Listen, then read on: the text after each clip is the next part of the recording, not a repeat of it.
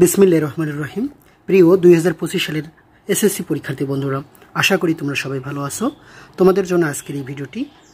আগামীকাল তোমাদের গণিত পরীক্ষা অনুষ্ঠিত হবে, তো এর এই প্রেক্ষিতে দেখো চ্যাপ্টার 11 বীজগাণিতিক অনুপাত ও সমানুপাত বিভিন্ন বোর্ডে এসেছিল। এরকম বেশ কয়েকটি এমসিকিউ প্রশ্ন এখানে তুলে ধরেছি এবং তার সমাধান কিভাবে তোমরা করবে খুব অল্প সময়ের মধ্যে সেটিও দেখিয়ে দেওয়ার চেষ্টা করব। বন্ধুরা, তো শুরু করা যাক। দেখো, এ বি সি ক্রমিক সমানুপাত হলে নিচের কোনটি সঠিক? তো ক্রমিক সমানুপাতের কথা যদি বলে, দেখো এ বি সি যদি ক্রমিক সমানুপাতের কথা বলে তাহলে তোমরা মনে রাখবে দ্বিতীয় রাশির বর্গ। কোন রাশির বর্গ বলো তো? দ্বিতীয় রাশির বর্গ সমান হবে প্রথম রাশি গুণন তৃতীয় রাশি। তাহলে এখানে দ্বিতীয় রাশি বলো তো কোথাও? বি, তাহলে বি স্কোয়ার তার বর্গ। তাহলে এখানে দেখো এ স্কোয়ার আছে, এখানে সি স্কোয়ার আছে, তাহলে হচ্ছে না। তাহলে সঠিক উত্তর হচ্ছে এটি। তাহলে বি স্কোয়ার দ্বিতীয় রাশির বর্গ প্রথম রাশি গুণন হচ্ছে তৃতীয় রাশি। তো আশা করি তোমরা বুঝতে পেরেছো। এরপরে দেখো পি অনুপাত কিউ সমান 3:4। এরপরে দেখো কিউ অনুপাত আর সমান 5:7 হলে পি অনুপাত কিউ অনুপাত আর এর মান কত? তো বন্ধুরা, খুব সহজেই তোমরা এটির মান বের করতে পারো।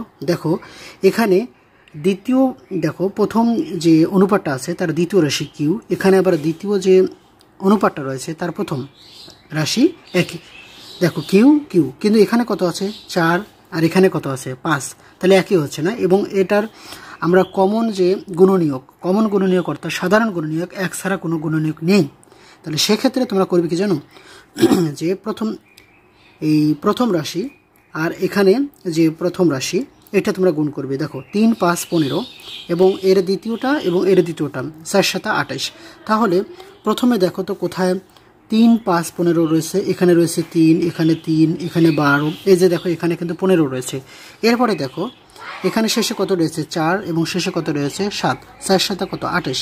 শেষে দেখো এখানে 28 আছে, কিন্তু শুরুতে 15 ছিল না, কিন্তু এখানে দেখো 28 আছে। তাহলে সঠিক উত্তরটি হচ্ছে ঘ। তো আশা করি তোমরা বুঝতে পেরেছো। এরপরে দেখো যে এ বি সি ক্রমিক সমানুপাতি। কি সমানুপাতি বলো তো? ক্রমিক সমানুপাতি। তো ক্রমিক সমানুপাতি হলে তোমরা সবাই জানো, কিছুক্ষণ আগেই বললাম যে দ্বিতীয় রাশির বর্গ। তাহলে দ্বিতীয় রাশি কোনটা? বি, তার বর্গ সমান হবে প্রথম রাশি গুণন তৃতীয় রাশি। তাহলে প্রথম রাশি এ, তৃতীয় রাশি এসে সি, এসি। তাহলে এটি সঠিক। এবার 2 নম্বর অপশনটি দেখি। 2b সমান এ প্লাস সি। 2b সমান কত বলো তো? এ প্লাস সি। এটি কিন্তু ঠিক নয়,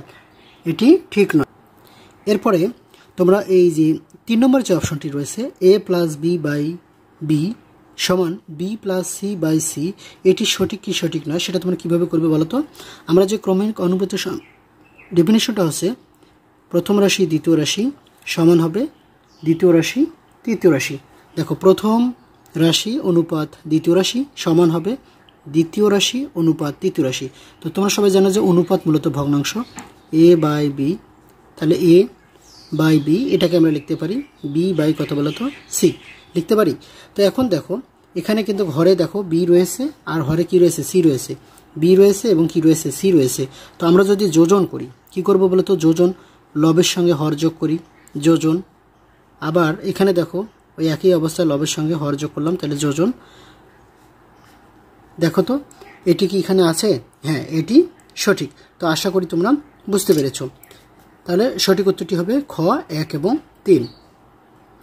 এরপর যে দেখো বন্ধুরা, যে 4 নম্বর প্রশ্নটা, দুটি সংখ্যার অনুপাত 7:5, এদের গসাগু, এদের কি বলতো? গসাগু। তো এখানে ক্যালকুলেটর দিয়ে তোমরা খুব সহজেই দেখো করতে পারো। যাদের এই ক্যালকুলেটরটি রয়েছে, সায়েন্টিফিক ক্যালকুলেটর FX 100 এই ক্যালকুলেটরটি রয়েছে, অথবা যে ক্যালকুলেটরই থাক না কেন তোমরা খুব সহজে করতে পারবে। সেভাবে কীভাবে দেখো, ক্যালকুলেটরটি অন করে নিলাম, একটু নর্মাল মোডে নিয়ে এসে শিফট মোড 3 সমান। আচ্ছা, কাজ শেষ। এখন আমরা কি করবো জানো?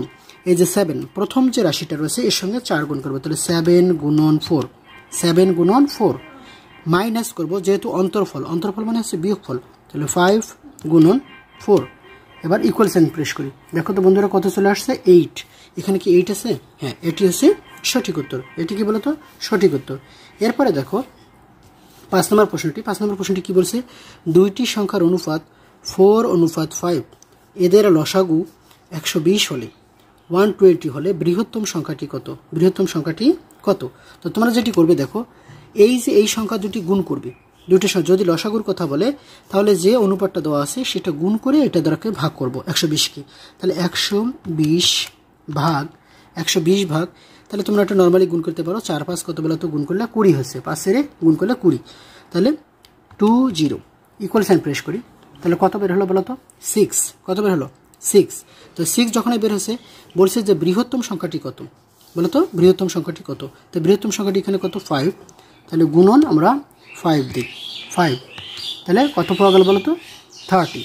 তাহলে এখানে কি 30 আছে? 30 হচ্ছে সঠিক উত্তর। তাহলে বৃহত্তম সংখ্যাটি আমরা পেয়ে গেলাম। এর যদি তোমাদের বলতো যে ক্ষুদ্রতম সংখ্যাটি কত, ওই যে 6 পাওয়া গেছে, 6 দ্বারা 4কে যদি গুণ করি 424, তখন কিন্তু এই 24টা হতো। ঠিক আছে, আশা করি তোমরা বুঝতে পেরেছ। বন্ধুরা এবারে আমরা 6 নম্বর প্রশ্নটি দেখব। দেখো কি বলছে যে পিতা ও পুত্রের বর্তমান বয়স যথাক্রমে 40 বছর এবং 10 বছর। তাহলে 5 বছর পর তাদের বয়সের অনুপাত কত হবে? তাহলে বর্তমান বয়স, তাহলে 5 বছর পর বয়স অবশ্যই বাড়বে, তাই না? তাহলে পিতার বয়স 40 আছে, কত হবে? 45 হবে। পুত্রের বয়স 10 আছে, কত হবে? 5 বছর পর 15 হবে, তাই না? তাহলে সেক্ষেত্রে তোমরা ক্যালকুলেটারে দেখো কী করবে, 10 যোগ 5 কত? 45, এখানে লিখলাম। লেখার পরে এই যে AB/C আছে এটাতে আমরা প্রেস করব, করার পরে দেখো 10 যোগ 5 15 ইকুয়াল সাইন প্রেস করলাম, দেখো তো কত আসছে? 3। তাহলে লব হচ্ছে 3, হর কিন্তু হচ্ছে 1। তাহলে এখানে দেখো অনুপাত মূলত ভগ্নাংশ, লব হচ্ছে 3, হর কত? 1। এখানে কি লব 3 আছে? দেখো তো কোথাও না। তাহলে সঠিক উত্তরটি হচ্ছে খ। এবারে দেখো 7 নম্বর প্রশ্নটি, A অনুপাত B সমান 3 অনুপাত কত 4 হলে 2A অনুপাত 4B। তাহলে এর সাথে কি গুণ আছে? 2 গুণ আছে, এবং বির সাথে দেখো কি গুণ আছে? 4 গুণ আছে। তাহলে আমরা এই 3 সাথে 2 গুণ করব, 4 এর সাথে 4 গুণ করব। তাহলে তোমরা এভাবে করবে, দেখো 3 গুণ কত হয় বলো তো? 6। এটা 4 দ্বারা গুণ করলে 4 সেরে কত হচ্ছে? 16। তাহলে 6 এবং 16। তাহলে তোমরা যেটা করবে 6 এই যে AB/C আছে, তারপরে দেখো 16, 1 6 ইকুয়াল সাইন প্রেস করি, দেখো তো কত আসছে? 3/8, 3/8। তারপর শুরুতে 3, তারপরে কত রয়েছে বলো তো? 8 রয়েছে। তো আশা করি তোমরা বুঝতে পেরেছো। এরপরে দেখো একটি ত্রিভুজের 3টি কোণের অনুপাত, 3টি কোণের অনুপাত, এখানে টাইপ মিস্টেক হয়েছে, অনুপাত 3:2:3:5 হলে বৃহত্তম কোণটি ক্ষুদ্রতম কোণটির কত গুণ? তাহলে বৃহত্তম কোণ কত? বৃহত্তমটা হচ্ছে 2, ক্ষুদ্রতম একদম, তারপরে মাঝের যে কোণটা আছে 3, বৃহত্তম কোণটি আছে 5। তাহলে বৃহত্তম কোণটি ক্ষুদ্রতম কোণটির কত গুণ? তাহলে 5/2। দেখো এখানে আছে 5/2, আছে কি? 5/2। তোমরা এইভাবে মনে রাখবে। আর যদি বলতো যে মাঝেরটা, তখন 5/3 হতো, কত হতো? 5/3। ঠিক আছে, আচ্ছা এখন এরপরে দেখো যে গমে সুজির ও ভুসির অনুপাত, গমে সুজির ও ভুসির অনুপাত 3:2। গমে সুজির শতকরা পরিমাণ কত? সুজির শতকরা পরিমাণ কত? তো তোমরা যেটি করবে সেটি দেখো যে গমে সুজির শতকরা পরিমাণ, তাহলে সুজি কতক্ষণ আছে? 3। তাহলে 3 গুণন, যখন শতকরার কথা বলবে 100 দ্বারা গুণ করবে, তাহলে 3 গুণন 100 সমান দেয়। সমান দেওয়ার পরে দেখো তো কত বলছে? এই দুটায় মোট কতটুকু আছে? 3 আর 2 যোগ করো, কত হচ্ছে? 5। তাহলে 5 দ্বারা আমরা ভাগ করলাম। দেখো আবারও দেখো সুজি কত বলো তো? 3। তাহলে 3 গুণন 100 সমান দিলাম। সমান দেওয়ার পরে আমাদের কি করতে হবে? ভাগ দিতে হবে। কি দিতে হবে? ভাগ দিলাম। ভাগ দিয়ে কত? 3 আর 2 যোগ করো, কত? 5 ইকুয়াল সাইন প্রেস করি, তাহলে দেখো তো কত হচ্ছে? 60। তাহলে এখানে কি 60 আছে? হ্যাঁ, খ নম্বর উত্তরটি সঠিক। তো আশা করি তোমরা বুঝতে পেরেছ। এরপরে দেখো একটি দ্রব্য 20% লাভে বিক্রয় করা হলো, বিক্রয় মূল্য এবং ক্রয় মূল্যের অনুপাত কত সেটি বের করতে বলছে। তাহলে তোমরা বুঝে নেবে যে এই যে পার্সেন্ট দেওয়া আছে, পার্সেন্ট মানে হচ্ছে শুরুর মূল্য বা ক্রয় মূল্য, 20% লাভ, লাভ মানে বেশি, 100 ছিল, 100 যোগ 20 120। তাহলে বিক্রয় মূল্য হলো 120, ক্রয় মূল্য পার্সেন্ট মানে 100। তাহলে আগে বিক্রয় মূল্য, তারপরে ক্রয় মূল্য। তাহলে তোমরা যেটি করবে 120 হচ্ছে বিক্রয় মূল্য, এই যে AB/C আছে এটা হচ্ছে চাপ দেই, বাই ক্রয় মূল্য ইকুয়াল সাইন প্রেস করি, দেখো তো কত আসছে? 1 পূর্ণ 1/2। এটি অপ্রকৃত নিয়ে আসার জন্য যে শিফট বাটন প্রেস করে AB/C আবারও প্রেস, কত বলো তো? 6/5। তাহলে শুরুতে দেখো তো 6/5, অর্থাৎ 6:5। আশা করি তোমরা বুঝতে পেরেছ। এরপরে দেখো কোনো বর্গের বাহুর দৈর্ঘ্য 10% হ্রাস পেলে ক্ষেত্রফল শতকরা কত হ্রাস পাবে এটি বের করতে বলছে। আচ্ছা পার্সেন্ট মানে বুঝে নেবে যে 100, পার্সেন্ট মানে কত 100। এই 100 শুরুর দৈর্ঘ্যটা হচ্ছে 100, তাহলে যেহেতু ক্ষেত্রফলের কথা বলছি দেখো 100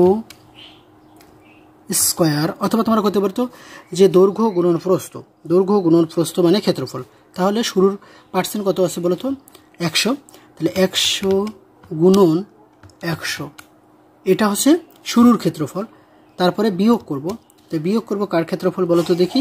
এই যে 10% হ্রাস পেয়েছে, 10% হ্রাস পাওয়া মানে 10 কমে গেছে, তাহলে 100 থেকে 10 কমে যাওয়া হচ্ছে 90, তাহলে 90 গুণন 90 সমান 2 কত আসছে বলো তো 1900। 1000 কত 900, তাহলে 1900। যদি বন্ধুরা মনে রাখবে, তো যদি আমরা শুরুটা থেকে পরেরটা বিয়োগ দিছি, যদি প্লাস মান বের হয় তাহলে হ্রাস পাবে, আর যদি মাইনাস বের হয় তাহলে হবে বৃদ্ধি পাবে।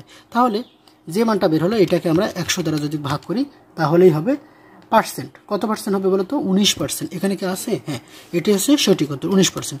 এরপরে দেখো, একটি আয়তক্ষেত্রের দৈর্ঘ্য 10% বৃদ্ধি এবং প্রস্থ 10% হ্রাস পেলে এর ক্ষেত্রফল শতকরা কত হ্রাস পাবে বা বৃদ্ধি পাবে সেটি আমরা বের করবো। তাহলে শুরুর এখানে কি ছিল পার্সেন্ট 100, এখানেও পার্সেন্ট 100, তাহলে দেখো 100 গুণন 100, ঠিক আছে। এবার মাইনাস দেবো, কি দিলাম মাইনাস দিলাম, দেওয়ার পর তো কয় পার্সেন্ট বৃদ্ধি পেয়েছে 10% বৃদ্ধি পেয়েছে, মানে 100তে 10 বৃদ্ধি পেয়েছে, তো 100তে 10 বৃদ্ধি পাবে 110, 110 কত 0, তো 110 গুণন, এরপরে দেখো 10% কি পেয়েছে হ্রাস পেয়েছে, তাহলে 100 থেকে 10 হ্রাস পাবে না 90। ক্যালকুলেশন করলাম, দেখো বন্ধুরা কি চলে আসছে 100 চলে আসছে। প্লাস না মাইনাস? প্লাস, তো প্লাস পাওয়া মানে কি হ্রাস পাওয়া, প্লাস পাওয়া মানে কি হ্রাস, তাহলে এখানে হ্রাস পেয়েছে, দেখো এখানে বৃদ্ধি, এখানে বৃদ্ধি, এখানে বৃদ্ধি, তাহলে হ্রাস কত মান বেড়েছে 100। এটাকে যদি আমরা 100 দ্বারা ভাগ করি তাহলে পার্সেন্ট বের হবে, কত বের হলো বলো তো 1%। এখানে আছে? হ্যাঁ আছে। তো বন্ধুরা আশা করি ভিডিওটি ভালো লেগেছে। যদি ভিডিওটি ভালো লেগে থাকে তো চ্যানেলটি সাবস্ক্রাইব করে পাশেই থাকবে। ধন্যবাদ সবাই।